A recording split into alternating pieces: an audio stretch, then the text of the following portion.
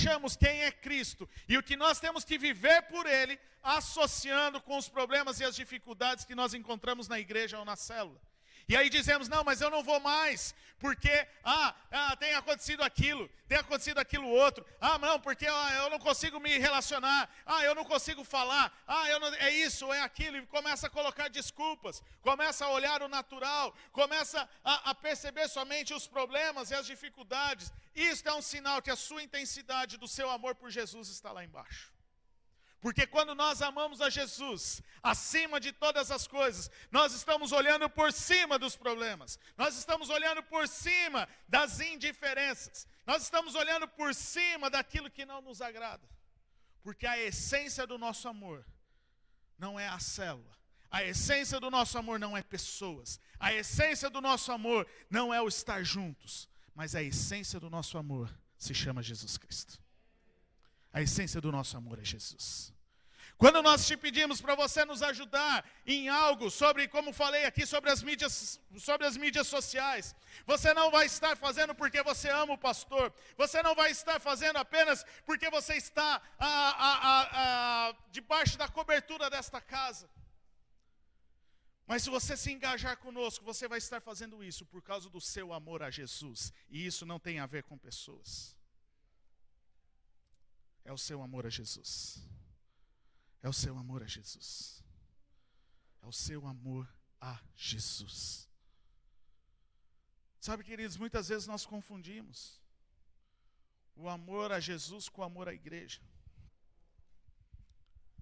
Muitas vezes nós confundimos o amor com a Jesus com o trabalho que eu tenho que fazer na igreja, com aquela, tem evangelismo, mas eu estava indo para a célula. Agora eu tenho que fazer evangelismo no dia de célula. Tem que levar uma carta. Tem que levar o amor de Jesus. Se você ama Jesus acima de todas as coisas, você não vai olhar para aquilo que vai te agradar, mas você vai olhar para aquilo que vai agradar a Cristo, aquele a quem você ama acima de todas as coisas.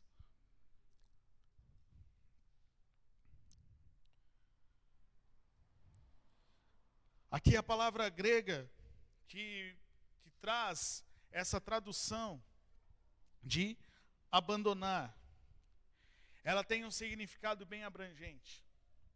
Alguns dos significados dela fala sobre em deixar, expelir, deixar de ir. Quando Jesus está falando, tem abandonado o primeiro amor, ele está falando, olha, tem deixado o primeiro amor, tem desistido do primeiro amor, tem deixado alguém a fim de ir para outro lugar.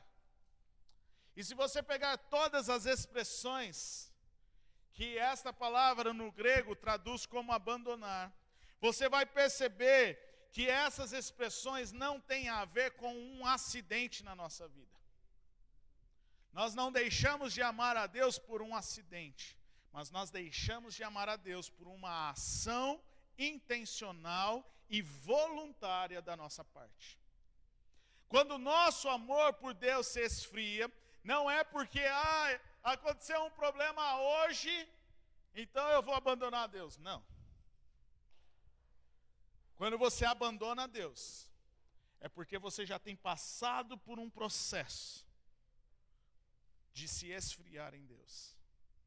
E talvez aquela situação só é uma gota d'água, que você não percebeu que o copo estava sendo cheio, ao ponto daquela gota d'água transbordar e você dizer, eu não quero mais a Deus.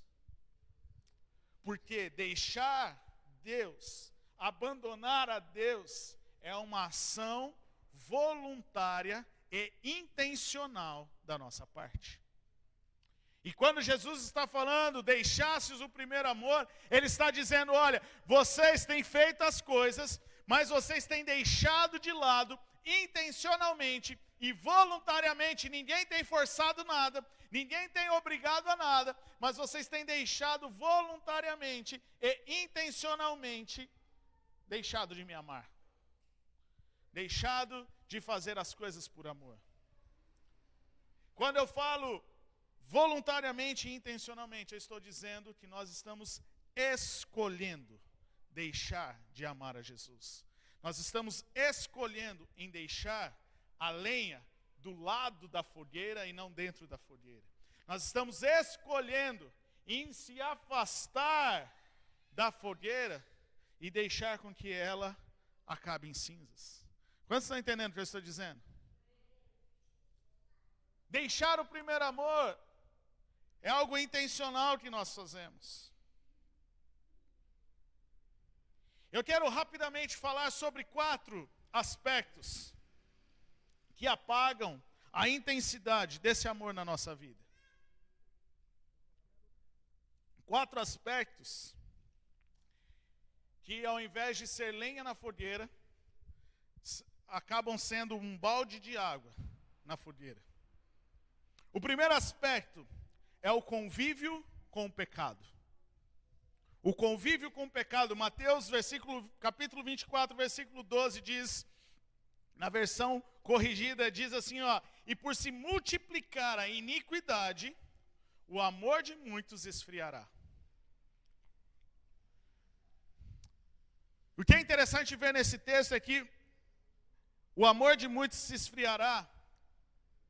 E talvez você tenha entendido, como eu entendi até então, que por causa da iniquidade, nós entramos na iniquidade e o nosso amor por Deus se esfria. Mas não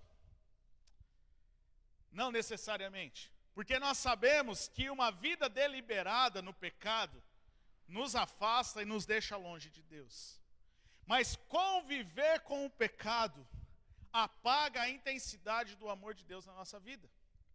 Nós não deixamos de amar a Deus, nós não deixamos de fazer as coisas para Deus, mas já não tem mais amor, já não tem mais aquela intensidade do amor. Nós já ficamos coniventes com o pecado, nós já aceitamos e começamos a relativizar.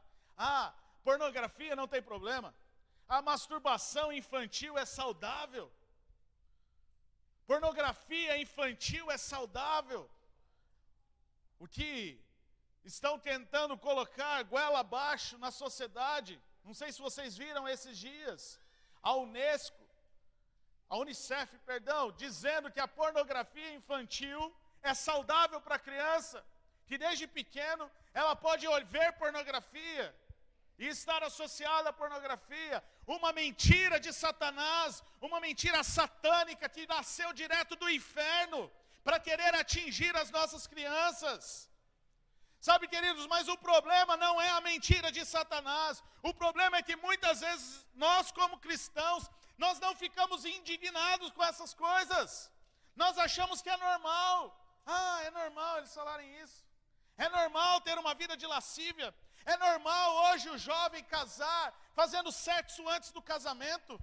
É normal ter uma vida na promiscuidade. É normal ter uma vida no homossexualismo. É normal o aborto. É normal a ideologia de gênero. E nós vamos convivendo com o pecado, achando que é normal, achando que não tem problema. Preste atenção numa coisa que eu vou dizer.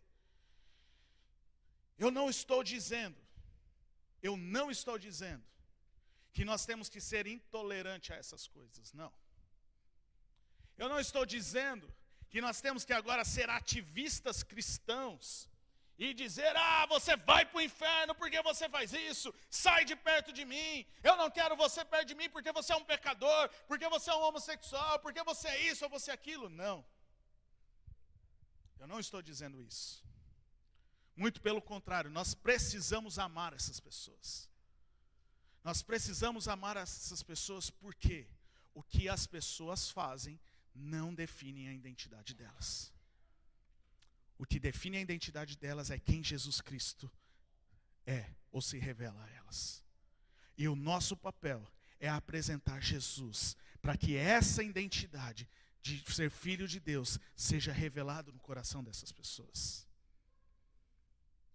Então nós não temos que ser intolerantes, nós não temos que achar que é normal. Nós precisamos combater, sim. Nós precisamos amar essas pessoas. Nós precisamos trazer para perto. mas não para ser coniventes com o pecado, não para dizer, olha, você está pecando assim, tudo bem, não, ó, você está fumando, não tem problema, vem para cá, mas ó, vamos viver junto com esse pecado, não. Nós temos que te chamar para perto, ó, vem cá, você está fumando, você está bebendo, não tem problema, eu te aceito do jeito que você é, mas eu quero falar algo para você. Eu quero dizer que Jesus tem algo melhor, que Jesus é a sua verdadeira identidade, que Jesus é quem você precisa, que Jesus é que vai te transformar, Jesus é que vai mudar a sua vida. Quantos estão entendendo o que eu estou dizendo? Não é ter uma vida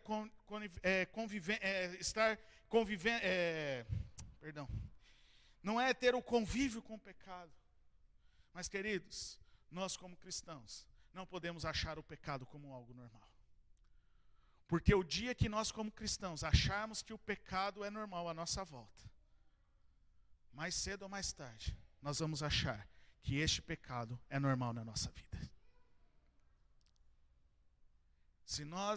Se essas coisas que acontecem ao nosso redor, não trazer uma indignação santa no nosso coração, não trazer uma indignação santa ao ponto de você combater com isso, com o amor de Jesus, é porque o amor de Jesus tem se esfriado na sua vida. Queridos, não dá para aceitar, não dá para ouvir abobrinhas, pessoas dizendo que a criança tem autonomia de escolher se ela é menina ou menina, não dá para aceitar. Ela não pode ser presa se ela assassinar, porque ela não tem condição de entender isso, mas ela tem condição de entender se ela pode escolher ser menino ou menina. Não tem cabimento. Não podemos aceitar isso como normal. Nós não precisamos ser ativistas, nós não precisamos ir lá brigar, quebrar tudo, não. Mas o que nós precisamos é um fervor no nosso coração, ao ponto de amar a Jesus acima de todas essas coisas, e começar a lutar, e começar a viver contra essas coisas, a se posicionar diante dessas coisas. O problema é que a gente vai convivendo, e vai achando que é normal. Você vai assistindo o Big Brother, e vai achando que tudo que acontece lá é normal no meio da sociedade. Você vai assistindo as novelas, e você vai achando que tudo que acontece lá é normal no meio da sociedade. Você começa a assistir um seriado, uma série, e você começa a achar que aqueles tipos de relacionamento é normal na sociedade. Não tem problema ser assim. E pior, muitos acabam vivendo, não tenho o que fazer. Eu vou viver a minha vidinha aqui, eu amo a Jesus, está tudo certo. Não tem o que fazer, o mundo não vai mudar, o mundo jaz no maligno, vai piorar mesmo. Não tem o que eu possa fazer, porque esse mundo já está no inferno, ele já é do capeta. Então eu vou continuar a viver a minha vidinha, amando a Deus, até que eu morra ou até que Jesus volte para me buscar. E aí está tudo bem, está tudo certo. É normal ter o aborto, é normal se prostituírem, é normal, eu vou aqui porque eu não faço nada disso. Eu vou vivendo a minha vida aqui, no meu cantinho, até Jesus voltar e está tudo certo. Não tenho o que fazer. Preste atenção, queridos. Tenho o que fazer sim, porque Cristo é a esperança da glória. Cristo é a esperança. Não é porque preste atenção, o mundo jaz no maligno, mas as pessoas não. As pessoas não. Porque o maior projeto de Deus, o que é? Trazer essas pessoas das trevas para a luz. E quem tem essa função de levar a luz no meio das trevas? Cada um de nós, como igreja. O mundo jaz no maligno, mas as pessoas não estão. As pessoas não são de Satanás. Eu e você precisamos lutar. Eu e você precisamos brigar. Eu e você precisamos nos levantar, nos posicionar para levar Jesus a essas pessoas, para levar luz no meio da escuridão e trazer transformação que a nossa sociedade precisa. Não se acomode achando que não tem mudança, porque Cristo é a esperança da glória. Paulo fala em Colossenses, capítulo 1, versículo 27. Pois Deus queria que eles soubessem que as riquezas gloriosas deste segredo, o segredo da salvação, também são para vocês, os gentios, não apenas para os hebreus, não apenas para aquele povo que era o povo escolhido de Deus, mas aqui Paulo estava falando, olha, este segredo também está sendo revelado para vocês, gentios, aqueles que não são o povo, que não são ali o povo natural, escolhido por Deus, mas sim agora o povo espiritual, onde eu e você nos encaixamos, porque nós somos esses gentios, na qual Paulo está se referindo aqui, e ele está dizendo, e o segredo é este, Cristo está em vocês, o que lhes dá a confiante esperança de participar da sua glória. Portanto, proclamamos a Cristo, advertindo a todos e ensinando a cada um com toda a sabedoria, para apresentá-los maduros em Cristo. Por isso trabalho e luto com tanto esforço, na dependência do seu poder que atua em mim.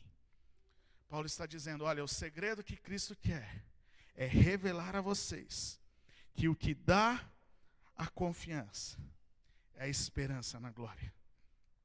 É a esperança da glória. E Paulo está dizendo, e por esta causa eu luto até o fim. Por esta causa eu passo o problema que for, eu passo a necessidade que for. E é o que Paulo fala lá no capítulo 4 de Filipenses. Eu sei o que é viver no muito. Eu sei o que é viver no pouco. Eu sei o que é viver com abundância, mas eu também sei o que é viver na dificuldade. Mas eu tudo posso naquele que me fortalece. E é por esta causa que eu luto.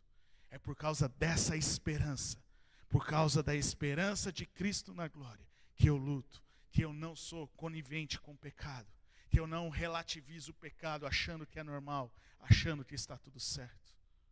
É por esta causa que eu luto. É por esta causa que eu acordo todos os domingos pela manhã para ir buscar e louvar ao Senhor. É por esta causa que eu vou na célula ter comunhão com os meus irmãos. Para ter comunhão com os meus irmãos. É por esta causa.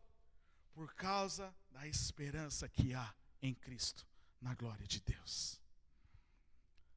Não seja conivente com o pecado. Não se acostume com o pecado à sua volta. Porque como eu disse, o dia que você se acostumar com o pecado à sua volta, você vai se acostumar com o pecado na sua vida. E isso vai te afastar da presença de Deus. Segundo aspecto, a falta de profundidade.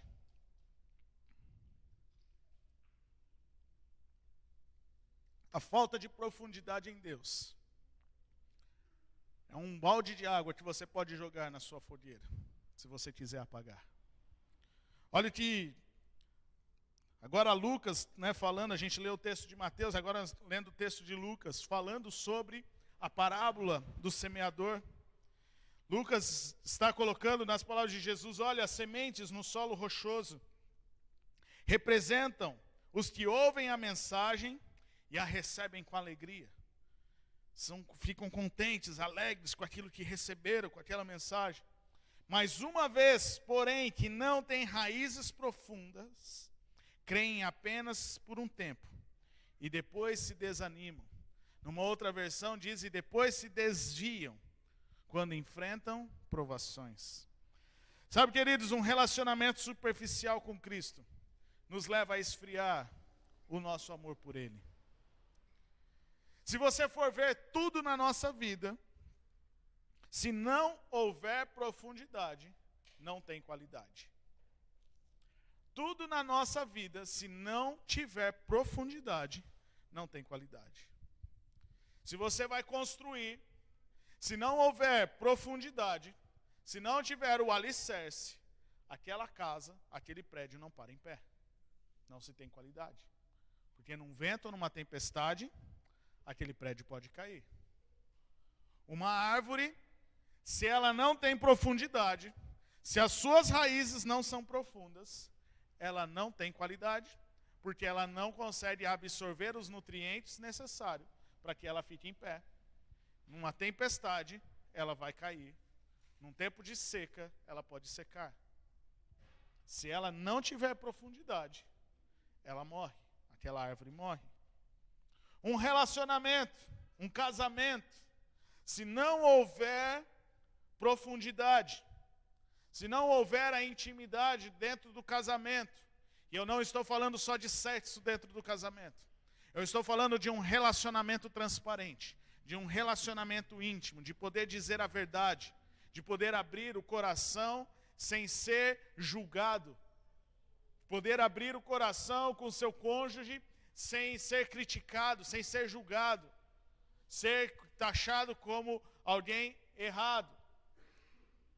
Abrir o coração sem ter medo de acusar ou ser acusado. Só há profundidade, só há constância num relacionamento se houver profundidade, se houver intimidade. E aqui Jesus está dizendo, só tem como amar a Jesus, o primeiro amor. Só tem como manter o primeiro amor se houver profundidade, se houver raízes. Se houver raízes que vão me sustentar. Queridos, quando falamos de profundidade, estamos falando quando o nosso caráter é transformado.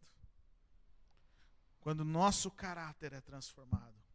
Quando as nossas atitudes são transformadas. Quando nós decidimos viver o caráter de Cristo em nós. Sabe, queridos, muitos querem separar a vida espiritual da sua vida profissional, da sua vida familiar. Muitos querem ter a vida com Deus no domingo, mas não querem ter a vida com Deus durante a semana. Muitos querem tentar separar, né? Eu já ouvi as pessoas tentando dizer, pastor, é o seguinte, agora eu não quero que você seja pastor, eu quero que você seja o André e fale assim, assado. Queridos, não tem como. Se eu sou pastor no domingo, eu sou pastor na segunda, eu sou pastor na terça. Se eu sou pastor na igreja, eu também sou pastor na minha casa, eu sou pastor no meu trabalho. Não tem como separar. O que eu quero dizer é que a nossa vida com Cristo, a nossa vida espiritual não tem como separar da nossa vida natural, daquilo que nós fazemos, do nosso emprego, da nossa família, não tem como. Uma coisa está ligado intimamente. Tem muita gente que fala, eu esqueci agora que eu sou cristão e eu vou fazer. Não tem como. Se esquecer que você está sendo cristão é porque você nunca foi cristão. Porque ser cristão não tem como esquecer. Ser cristão é ter o caráter de Deus moldando o nosso caráter. O caráter de Cristo moldando o nosso caráter e ser quem nós somos e o que Cristo está fazendo em nós em todos os momentos da nossa vida. Seja dentro da igreja, seja fora da igreja. Tem muita gente que quer ser filho de Deus no domingo, mas não quer ser filho de Deus na segunda-feira. Tem muita gente que, Deus falou comigo hoje, Deus me deu uma chave, Deus falou que eu preciso fazer isso, Deus falou que eu preciso fazer aquilo. Mas na segunda-feira já está vivendo completamente oposto. E não quer saber de colocar em prática. Não tem como. Profundidade é aquilo que nós ouvimos de Deus. Aquilo que Deus fala ao nosso coração. Aquilo que eu ouço no domingo, se for assim, mais fácil para entender. Eu pratico na segunda, eu pratico na terça. Eu sou filho de Deus na segunda, na terça, na quarta, na quinta, na sexta, no sábado e no domingo, 24 horas por dia, 7 dias na semana, 30 dias no mês, 365 dias no ano. Em todos os momentos. Se eu sou filho de Deus um dia, eu preciso escolher ser filho de Deus todos os dias, porque não tem como separar. Não tem como desassociar uma coisa com a outra. Isso é profundidade. Isso é profundidade. Tiago fala, sejam praticantes da palavra e não somente ouvintes, enganando a vocês mesmos. Porque se alguém é ouvinte da palavra e não praticante, assemelha-se àquele que contempla o seu rosto natural no espelho, pois contempla a si mesmo, se retira e logo esquece de como era a sua aparência. Queridos, não tem como ser um cristão e não colocar a palavra do Senhor em prática na nossa vida. Você pode até amar a Deus, mas se você não colocar em prática aquilo que a palavra de Deus diz, a intensidade do seu amor por Deus diminui. A intensidade do seu amor por Deus diminui, ao ponto de você se esfriar e abandonar o Senhor. Terceiro aspecto, a falta de tratamento. Na parábola do semeador, Jesus fala, outra semente caiu no meio dos espinhos, e os espinhos, ao crescerem com ela, a sufocaram. Lucas capítulo 8, agora foi o versículo 7, agora o versículo 14. E a parte que caiu entre os espinhos, estes são os que ouviram, e no decorrer dos dias foram sufocados com as preocupações, as riquezas e os prazeres da vida, e os seus frutos não chegam a amadurecer. Sabe, queridos, porque muitas vezes nós passamos anos e anos e anos dentro da igreja, mas nós não vemos frutos acontecerem, nós não vemos a nossa vida produzir frutos. É porque nós não tiramos os espinhos, nós não tratamos as áreas da nossa vida que precisam ser tratadas. Nós vamos deixando para depois, nós vamos postergando.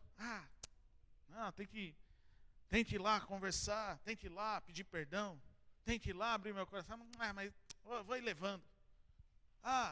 Eu tenho que mudar isso daqui, mas vou levar até onde der. Não vou mexer nisso agora não. Vai achando que não tem problema. Só que aí o espinho vai crescendo junto e vai sufocando aquela semente. E quando você vê, você já não está produzindo mais frutos. Você não está produzindo nada. E você acaba vivendo uma vida de aparência. Você acaba vivendo uma vida de aparência porque você não permite Deus tratar aquilo que precisa ser tratado no seu coração. Quando alguém fala algo para você, você fala, não, mas a culpa é do meu marido, não, mas a culpa é da minha esposa, não, mas a culpa é do pastor, não, mas a culpa é do líder de célula, a culpa é do supervisor, a culpa é do meu gerente, a culpa é da minha família, a culpa é de Deus, a culpa é... Todo mundo é culpado menos você. Por quê? Porque você não permite Deus trabalhar o seu caráter. Você não permite Deus trabalhar o seu coração. E aquele espinho, você acha que não tem problema. Mas vai passando os anos. Aquele espinho vai te sufocando. E vai fazendo com que o seu amor, a intensidade do seu amor por Deus se esfrie. E último ponto que eu quero colocar, último aspecto. Nosso horário já está avançado. São as distrações. As distrações faz com que o nosso amor por Jesus se esfrie. Lucas capítulo 14, no versículo 17, nós vemos a parábola da grande ceia, do grande banquete. E o versículo 17 diz assim, quando tudo estava pronto, o Senhor daquela festa mandou o seu servo dizer aos convidados, venham, o banquete está pronto. Mas todos eles deram desculpas.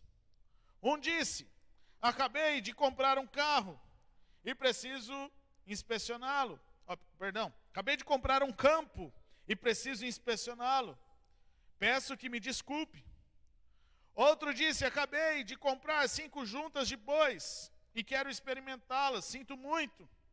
Ainda outro disse, acabei de me casar e não posso ir.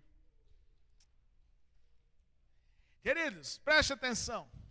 Se de um lado, o nosso amor por Deus pode se esfriar por causa do pecado, do outro lado, o nosso amor por Deus pode diminuir a sua intensidade por causa das distrações.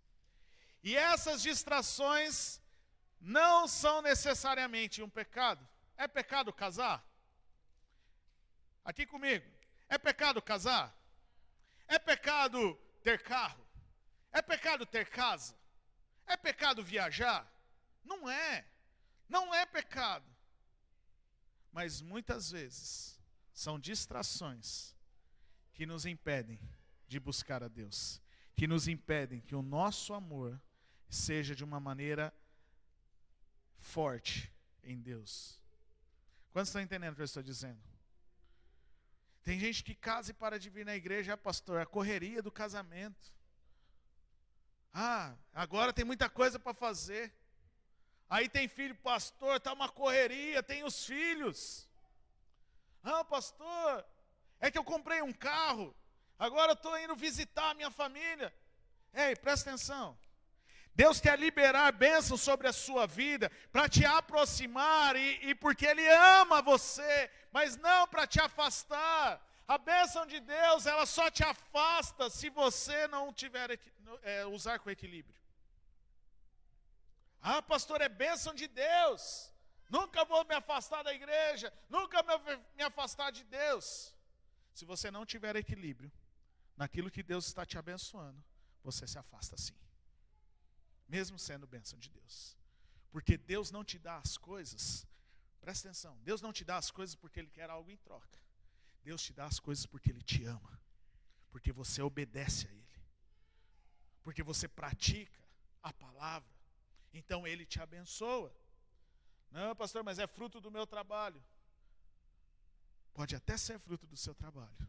Mas você só trabalha porque Deus te abençoa. Porque Deus te dá o fôlego de vida.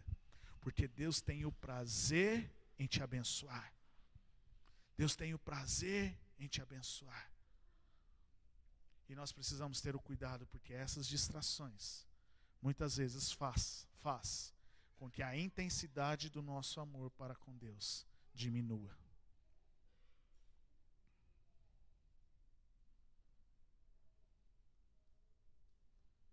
Não deixe com que as distrações, não deixe com que o namoro, não deixe com que sua casa, não deixe com que seus filhos, não deixe com que sua família, não deixe com que o seu trabalho, não deixe com que a sua cama no domingo de manhã te afaste do amor, do primeiro amor para com Jesus.